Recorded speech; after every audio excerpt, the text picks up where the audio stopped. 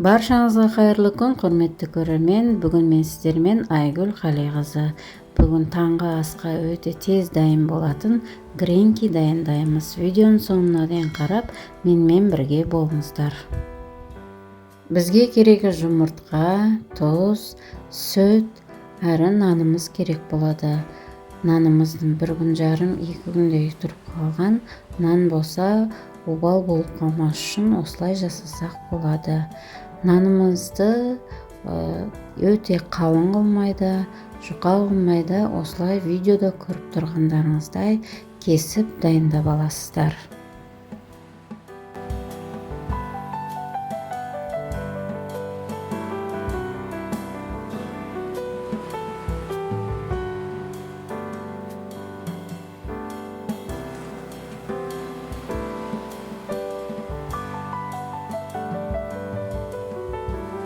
Осылай нанымыздың барлығын турап дайындап алған соң, ыдысымызға 5 жұмыртқамызды жарып салып, дәміне қарай тұзымызды сеуіп, жақсылап араластырамыз.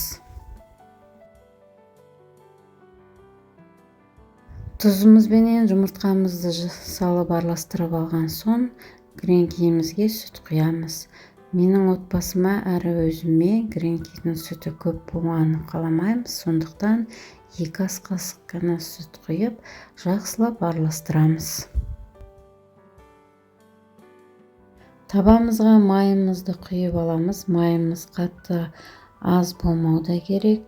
Осылай жасап алған сұйық массамызға нанымызды матырып, ысып тұрған майымызға ар жақ бер жағын қызартып пісіріп аламыз.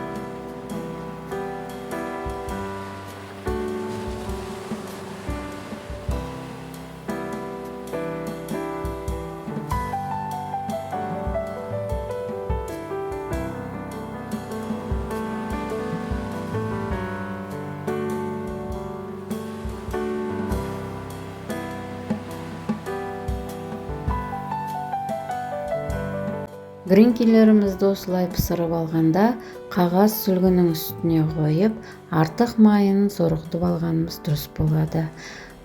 Нанымызда жұмыртқа болғандықтан майға түскенде майымыз көпіретін болады. Міне осылай барлық гренкилерімізді майымызға кезек-кезек салып, ар жақ бер жағын қызартып пісіріп аламыз.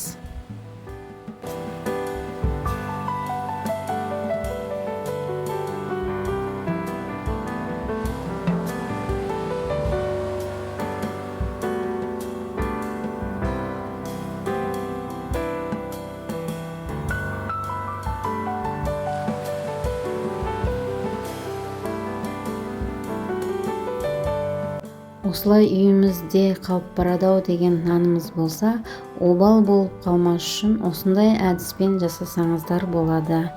Бұл гренкиімізді әркім әртүрлі қылып дайындайды. Арасына сыр салып, сыртын жұмыртқамызбенен майлап, духовкаға да пісіруге болады. Міне осындай болып біздің гренкиіміз дайын болды. Сіздер де жасап көріңіздер.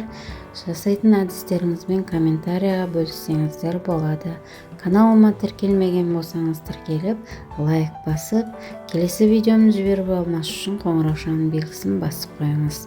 Сіздермен болған Айгүл Қалиқызы. Келесі видеомда кездескенше.